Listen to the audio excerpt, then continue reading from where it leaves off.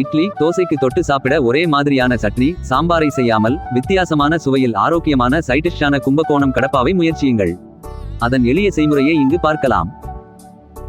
உருளைக்கிழங்கு 3, பாசி பருப்பு 1/4 கப், எண்ணெய் தேவையான அளவு, வெங்காயம் 2, கறிவேப்பிலை 4, தக்காளி 1, உப்பு தேவைக்கேற்ப, பொட்டுக்கடலை 1 டீஸ்பூன், தேங்காய் துருவல் அரை கப், மிளகாய் 5, இஞ்சி 1 இன்ச், பூண்டு 5 பற்கள், கிராம்பு 2, அன்னாசி பூ 1, ஏலக்காய் 2, இலவங்கப்பட்டை 2, சோம்பு 2 டீஸ்பூன், எலுமிச்சை சாறு சில சொட்டுகள்.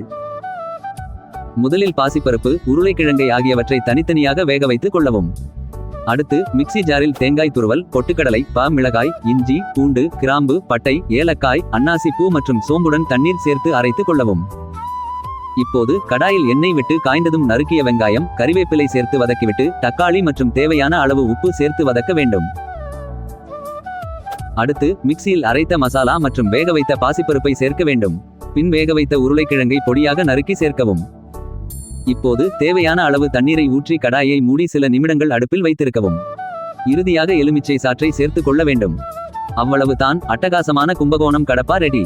இதை இட்லி தோசையுடன் சேர்த்து சாப்பிட்டால் சூப்பராக இருக்கக்கூடும்.